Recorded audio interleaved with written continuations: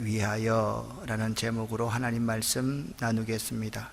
하나님 말씀은 사사기 6장 21절부터 24절까지의 말씀을 여러분과 제가 한 목소리로 합독하겠습니다. 혹이나 잠이 오시는 분들은 졸지 마시고 일어서서 뒤에서 서서 예배를 드려주시기를 부탁을 드립니다. 함께 하나님 말씀을 합독합니다. 여호와의 사자가 손에 잡은 지팡이 끝을 내밀어 고기와 무교병에 대니 불이 바위에서 나와 고기와 무교병을 살랐고 여호와의 사자는 떠나서 보이지 아니한지라. 기드온이 그가 여호와의 사자인 줄을 알고 이르되 슬프도소이다. 주 여호와여, 내가 여호와의 사자를 대면하여 보았나이다 하니 여호와께서 그에게 이르시되 너는 안심하라, 두려워하지 말라, 죽지 아니하리라 하시니라. 기드온이 여호와를 위하여 거기서 제단을 쌓고 그것을 여호와 샬롬이라 하였더라. 그것이 오늘까지 아베셀 사람에게 속한 오브라에 있더라. 아멘. 서로마 제국의 멸망과 함께 야만족의 시대가 유럽에 도래했습니다. 이 야만족들이 기독교의 복음을 접하게 되게 되고 이들은 충격을 받게 됩니다. 야만족들 가운데 첫 번째로 정통 기독교로 개종한 사람이 있었는데 이 사람이 바로 프랭크족의 왕인 클로비스였습니다. 클로비스는 야만족 가운데서도 가장 전투적인 야만족과 운명적인 전투를 하게 되었습니다. 클로비스의 아내가 예수 믿는 사람이었는데 다급하게 된 클로비스는 만일 기독교의 하나님이 이 전쟁에서 승리하게 해주신다면 나는 기독교로 개종하겠다라고 서약을 하게 됩니다. 워낙 큰 위기라 클로비스는 서약을 할 수밖에 없었습니다. 마침 클로비스는 이 싸움에서 승리하게 되었고 원래 서약을 지켜 주후 496년 크리스마스 날에 자기 군인 3,000명과 함께 세례를 받게 됩니다.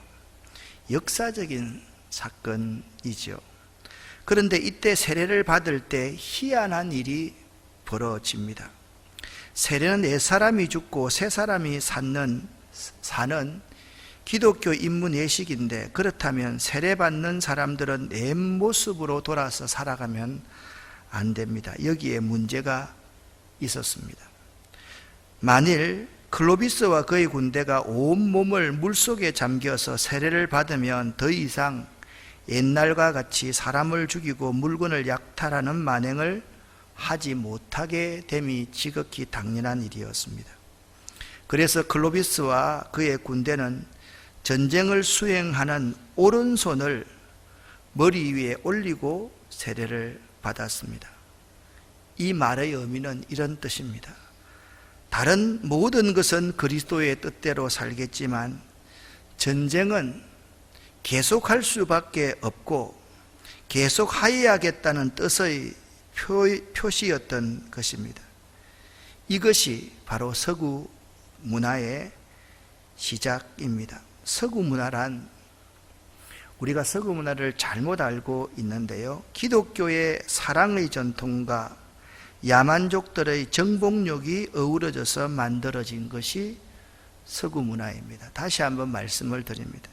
서구 문화란 기독교의 사랑의 전통과 야만족들의 정복욕이 어우러져서 만들어진 것입니다. 그리고 우리는 이 서구 문화 속에 지금도 살고 있는 것입니다. 오늘 우리는 눈에 보이는 칼은 아닐지라도 돈이나 권력 또한 지식이라는 칼을 들고 살아가는 것과 마찬가지입니다. 많은 사람들은 아직도 기독교를 평화의 종교라고 생각하고 믿어오고 있습니다. 맞습니다. 예수 그리스도가 평화이시기 때문에 기독교는 평화의 종교입니다.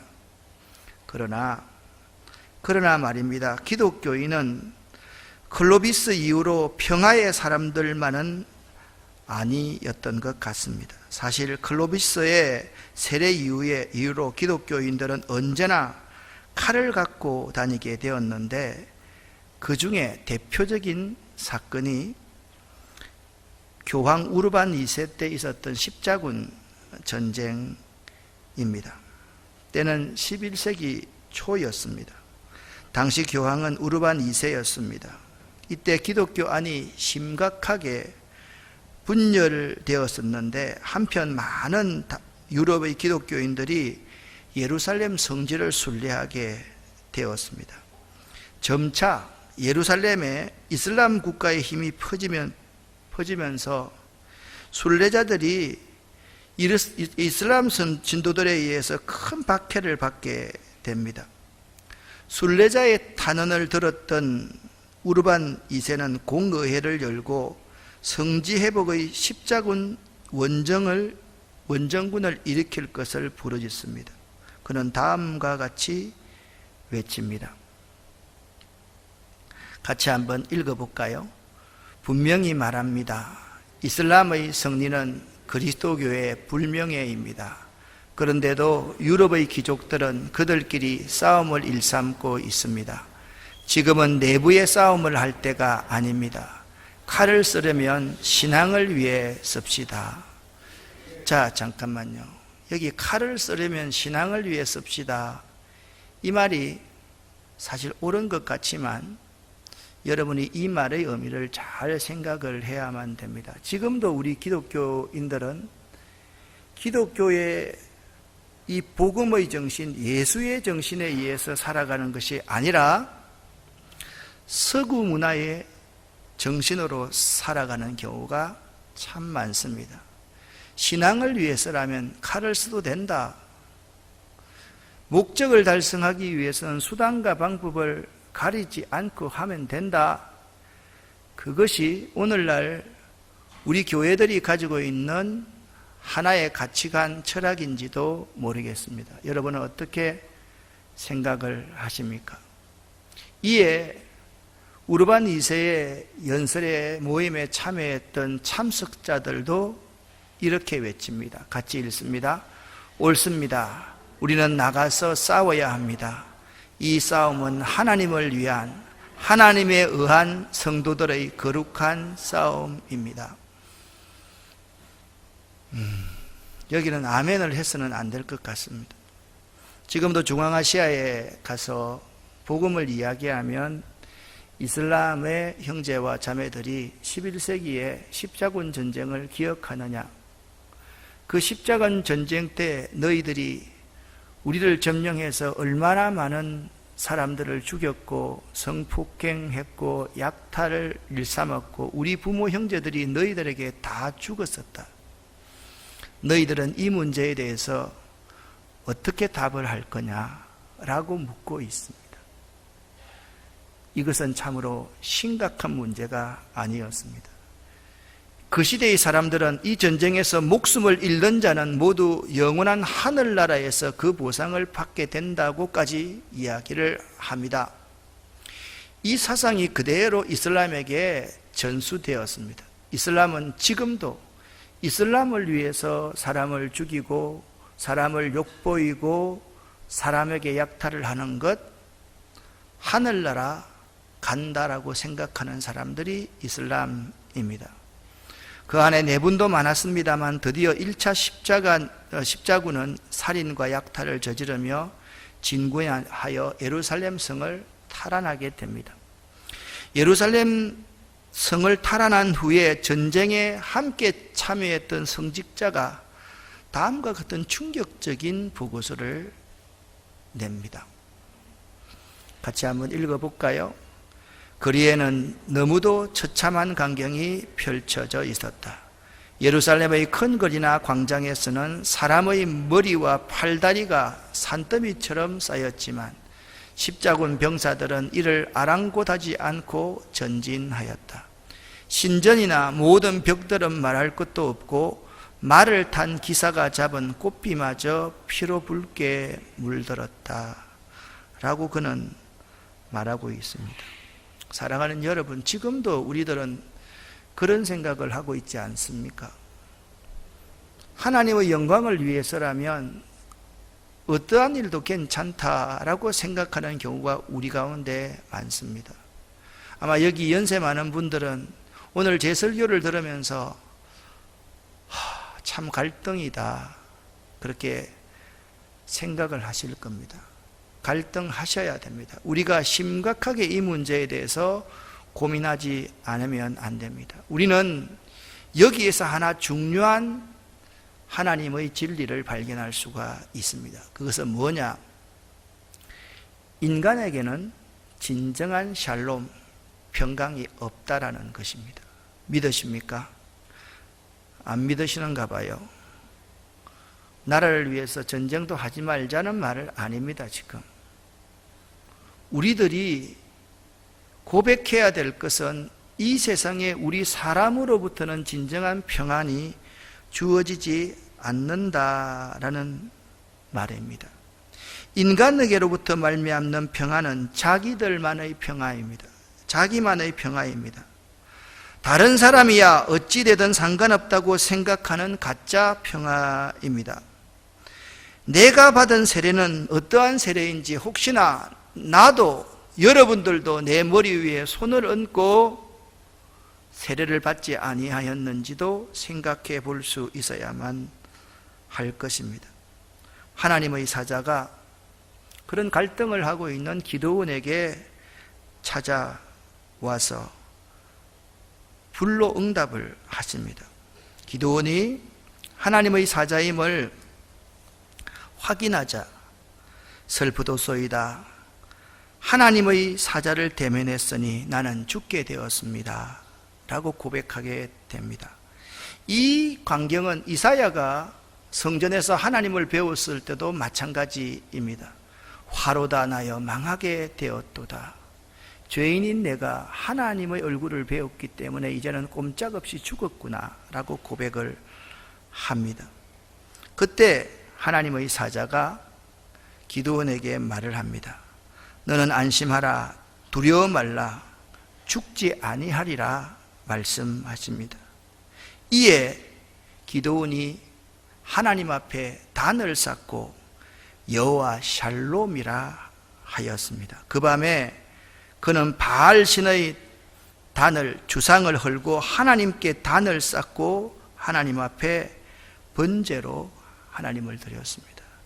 사랑하는 여러분, 제가 서론에 여러분이 좀 거슬리는 말이겠지만 십자군 전쟁을 말씀을 드렸는데, 우리가 진정한 그리스도인이라고 한다면 십자군 전쟁 때 저질렀던 그 엄청난 범죄에 대해서 회개할 줄 알아야만 합니다. 그것을 어떤 이유로도 합리화시켜서는 안 된다라는 사실을 알아야만 합니다.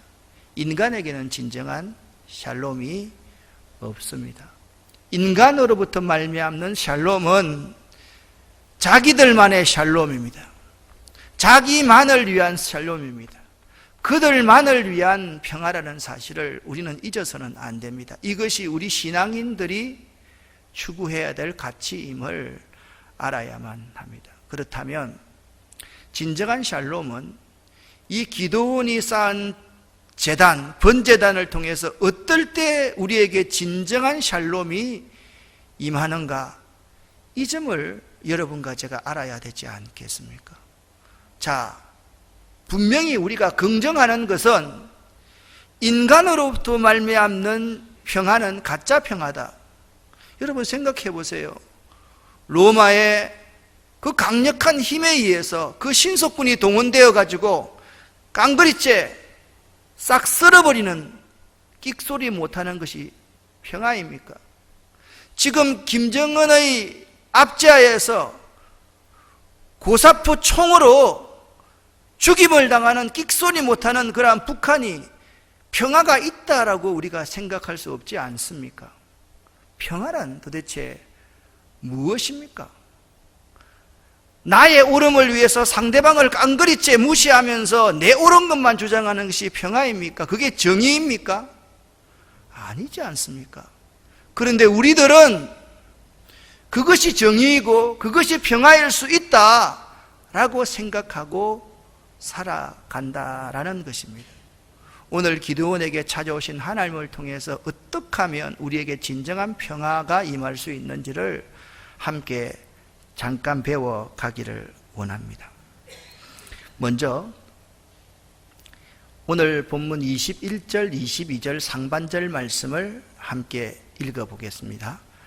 여호와의 사자가 손에 잡은 지팡이 끝을 내밀어 고기와 무교병에 대니 불이 바위에서 나와 고기와 무교병을 살랐고 여호와의 사자는 떠나서 보이지 아니한지라. 기드온이 그가 여호와의 사자인 줄 알고. 아멘. 여기 기드온이 그가 여호와의 사자인 줄 알았다, 이 말은 기드온이 여호와의 사자를 만났다라는 말입니다. 기드온이 여호와의 사자를 만났다. 그러니까 우리에게 진정한 샬롬의 평화가 임하는 것은 어느 때 임합니까? 하나님을 만날 때 진정한 평화를 얻을 수가 있는 것입니다. 할렐루야, 아멘입니다. 로마서 14장 17절 말씀을 같이 한번 읽어보겠습니다. 하나님의 나라는 먹고 마시는 것이 아니요 오직 성령 안에서 의와 평강과 희락이라. 아멘. 그러니까 하나님의 나라는 정의로운 것과 하나님의 나라는 평화 그리고 기쁨이 하나님 나라의 특징이다. 자, 세 가지 하나님 나라의 특징 세 가지를 여러분이 꼭 알아야 한다. 첫 번째 뭐라고요? 정의로움입니다. 두 번째 무엇인가? 평강입니다. 세 번째 기쁨과 즐거움입니다. 이게 하나님 나라입니다. 우리 아름다운 교회에 하나님 나라가 임한다라고 하면, 여러분의 가정에 하나님 나라가 임한다라고 하면, 여러분의 기업과 여러분의 인생에 하나님 나라가 임한다라고 하면 이 세 가지 특징 가운데 한 가지라도 나를 말미암아서 이것들이 없으면 그것은 하나님의 나라가 아니라 적당한 세상의 나라, 나만을 위한 나라라는 사실을 알아야만 됩니다. 하나님 나라는 의와 평강과 희락이라, 그 점을 꼭 명심할 수 있기를 예수 이름으로 간절히 축원합니다. 기드온은 겁쟁이였습니다. 기드온은 이기적인 사람이었습니다. 그래서 민족은 죽든 말든 간에 그는 타작기계 안에 들어가서 자기 스스로만 먹기 위해서 타작을 하고 그 속에서 숨어 지냈던 청년이었습니다. 그 기드온, 그 불안한 기드온에게 하나님의 사자가 찾아왔습니다. 하나님의 사자가 기드온에게 이렇게 말합니다. 큰 용사여, 하나님이 너와 함께 하시도다. 아멘 안 합니까? 이런 데는 크게 아멘해도 절대로 자존심 안 상합니다. 다시 한번, 큰 용사여, 하나님이 너와 함께 하시도다. 그렇게 말씀했습니다. 그러니까 기드온에게 임하신 하나님이 기드온을 겁쟁이, 이기적인 사람, 그리고 회피해 있는 그 기드온에게 큰 용사라고 그를 칭해 주시면서 하나님이 자기와 함께한다, 그렇게 말했습니다. 하나님이 함께할 때, 하나님을 만날 때, 그때 진정한 평화가 임할 수 있다라는 거예요. 여러분, 성 어거스틴 잘 알지 않습니까? 어거스틴이 젊었을 때 정말 방탕한 생활을 했습니다. 그는 안 해본 것이 없을 정도로 방탕한 생활을 했습니다. 어느 날 그의 집에서 자꾸 무슨 음성이 들립니다. 집어라, 그리고 읽어라. 집어라, 읽어라. 어디서 말하는지를 모릅니다. 그가 나중에야 그 음성이 하나님의 음성임을 알았습니다. 그리고 성경을 폈습니다. 로마서 13장 13절 말씀, 14절 말씀. 밤이 깊고 어두웠다. 어둠의 일을 벗고 빛의 갑옷을 입어라. 기드온은 그 말을 듣고 그 앞에서, 기드온이 아니라 성 어거스틴은, 제가 좀 지금 깜빡깜빡합니다. 죄송합니다. 어거스틴은 그 앞에서 무릎을 꿇습니다. 그리고서 그의 고백록 1장 1절에 제일 먼저 이렇게 말합니다. 하나님을 만나기 전에는 내 속에 진정한 평화가 없었다라고 그런 고백을 합니다. 그렇습니다. 우리가 이런 찬송 부르지 않습니까? 내 맘속에 있는 참된 이 평안은 누구도 빼앗을 수 없네. 주님은 내 맘의 구주 되시었네.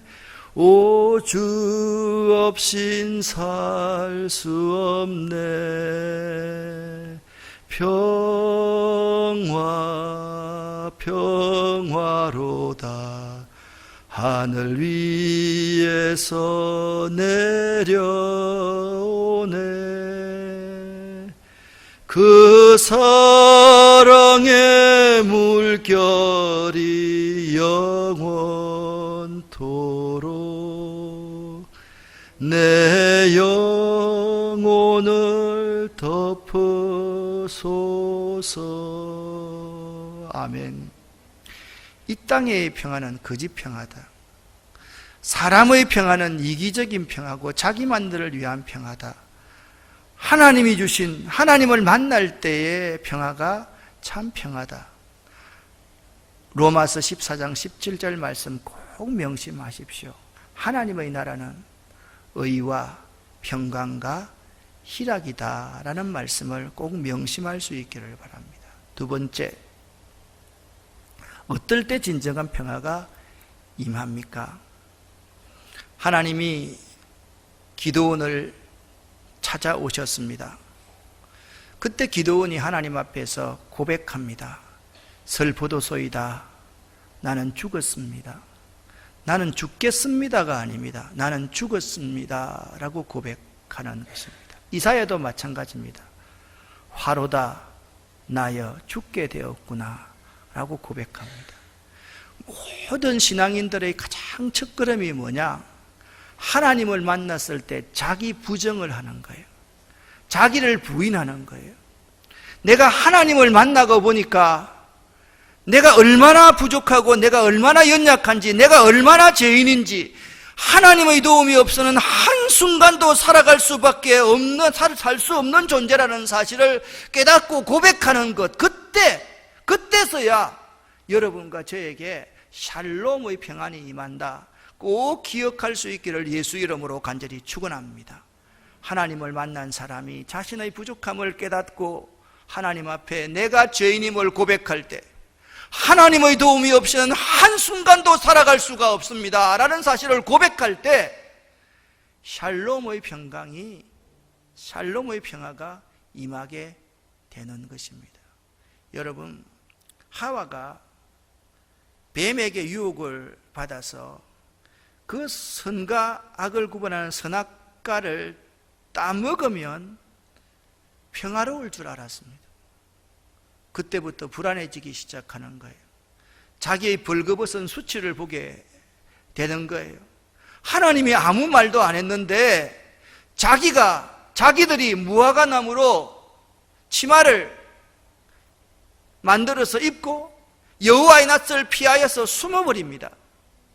그때 하나님이 아담아 네가 어디 있느냐 라고 하나님이 부르실 때, 모세 같으면 그 떨기 나무 불꽃가에서 하나님이 모세를 부를 때 모세는 이런 고백을 안 했지만 자기 인생의 고백을 했습니다. 모세의 나이가 120세까지 살았다 그렇게 말하지 않습니까? 1살부터 40살까지를 모세의 인생을 I am something의 기간이다, 내가 내 힘으로 무엇을 할 수 있는 기간이다라고 생각했던 시기가 40세까지였습니다. 그때 모세가 어떤 사람이 되었습니까? 파라오의 후계자가 되었습니까? 3인자가 2인자가 되었습니까? 그때 모세는 살인자가 되어버렸습니다.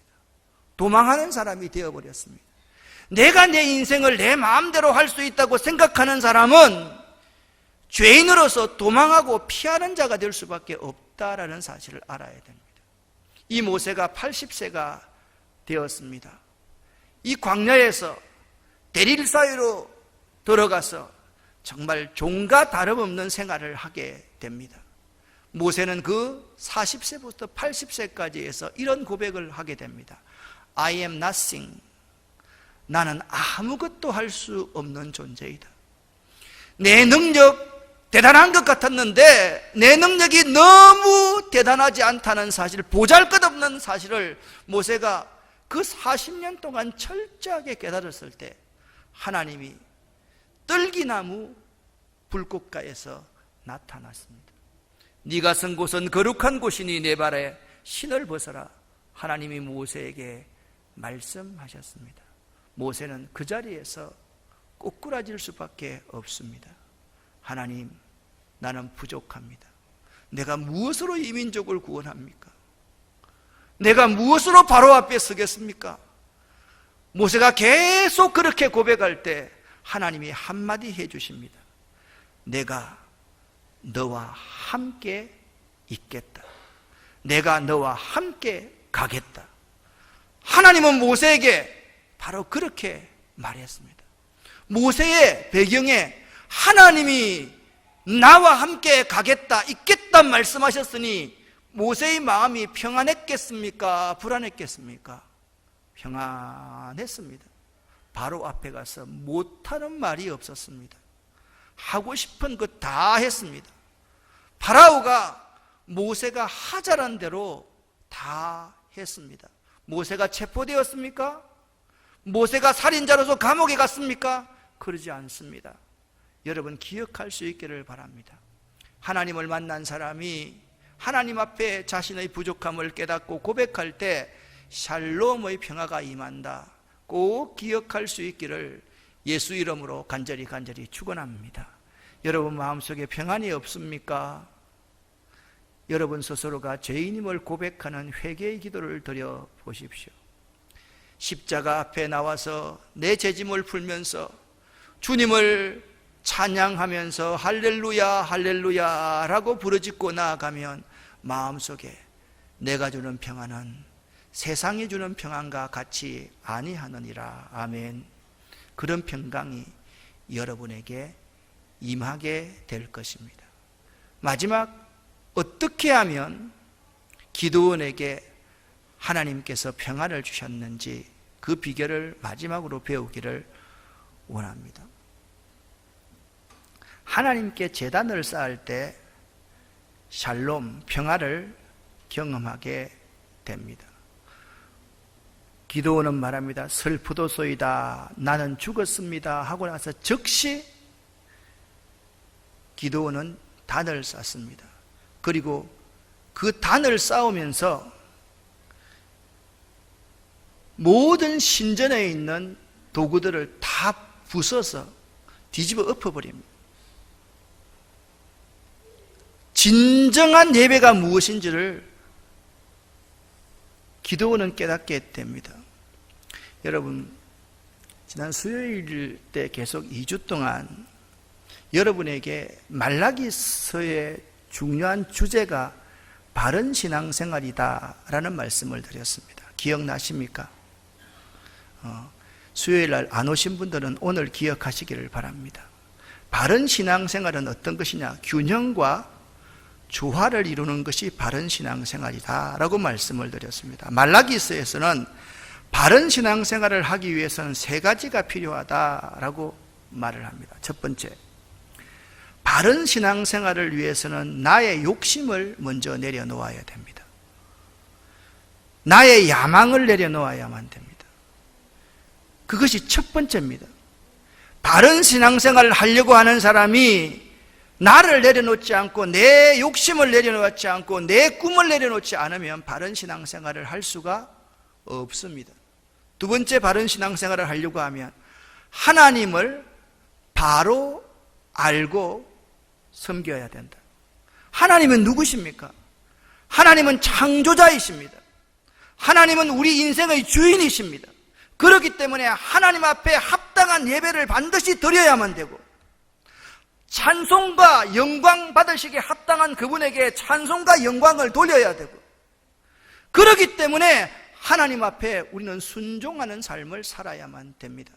그러니까 하나님을 바로 아는 것, 그것이 바른 신앙생활을 하는 두 번째의 비결입니다.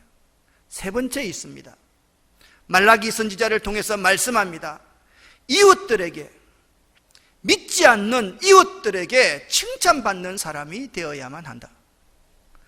너희가 하나님을 잘 섬김으로 말미암아서 모든 이방 사람들이 너희를 복된 사람이라고 말할 수 있는 사람이 바른 신앙생활을 하는 것이다.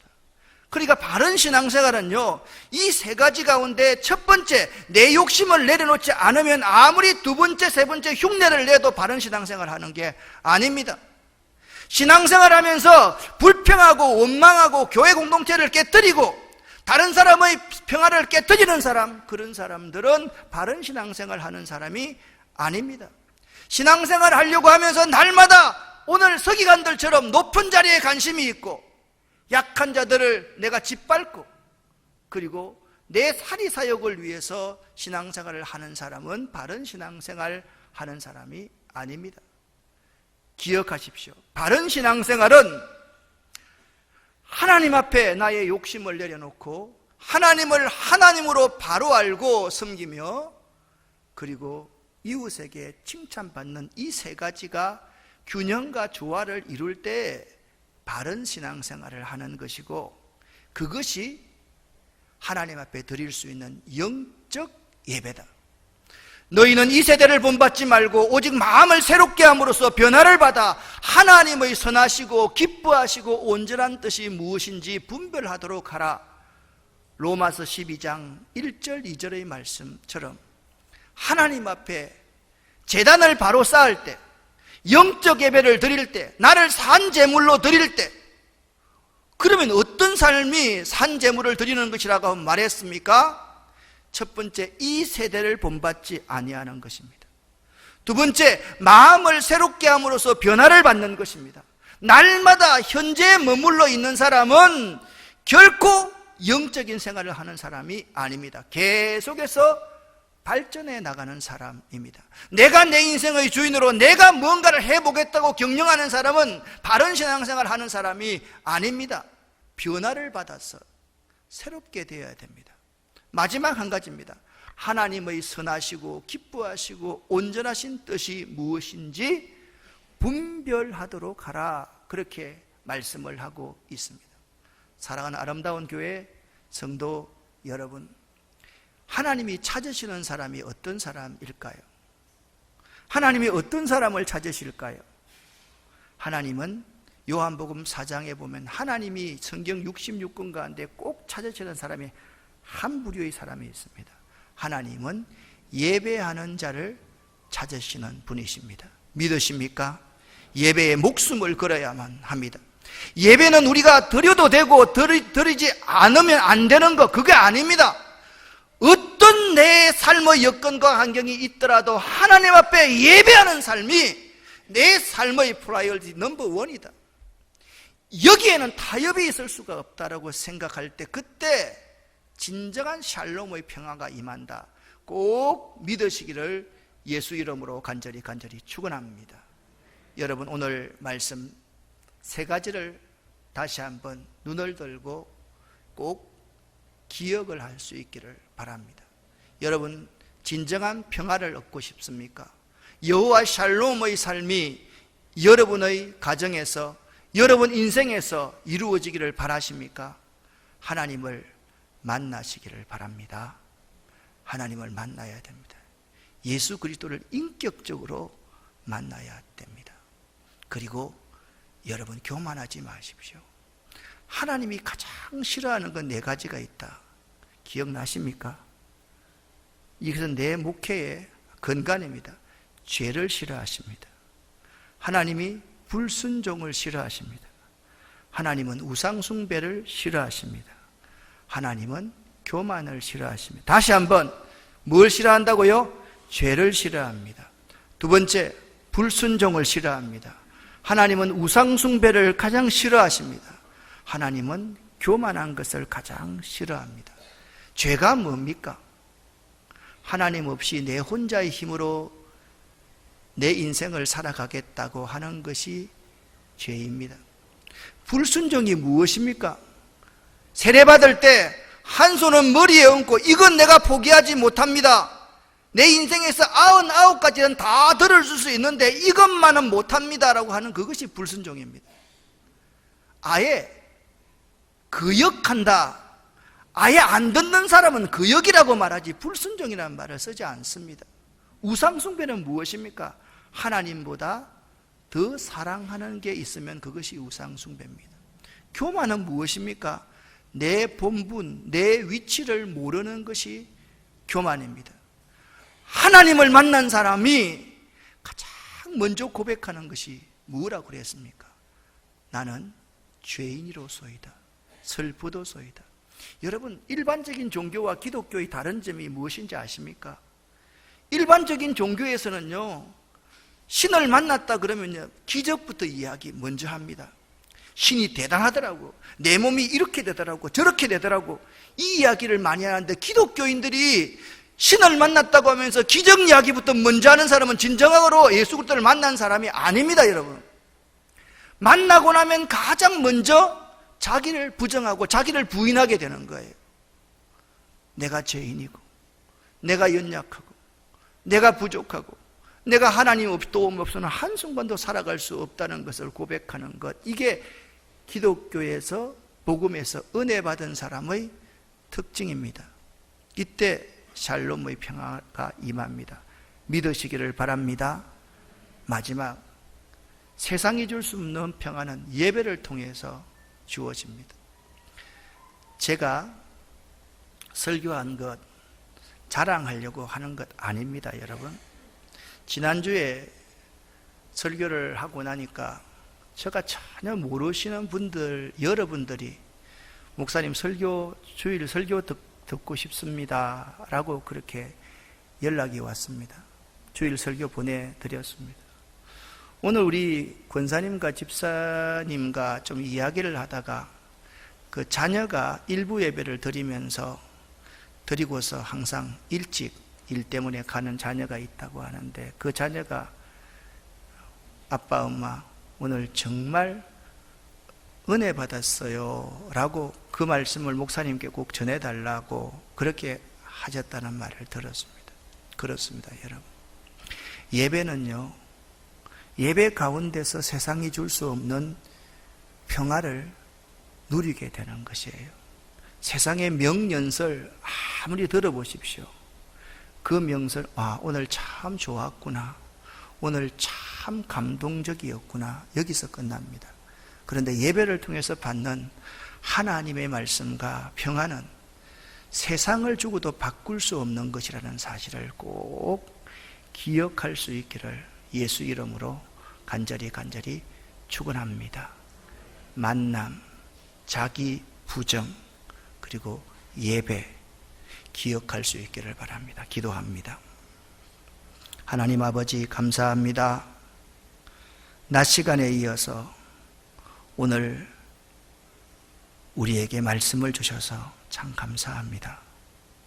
기도원에게 임했던 평화가 우리 모두에게, 우리 가정에, 우리의 자녀들에게, 우리의 사업과 우리 교회에 임하기를 원합니다. 하나님을 만날 수 있도록 역사하여 주시옵소서.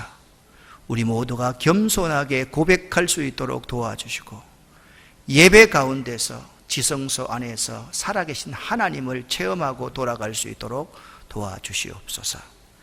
예수 그리스도의 이름으로 축복하옵고 간절히 기도 올립니다. 아멘.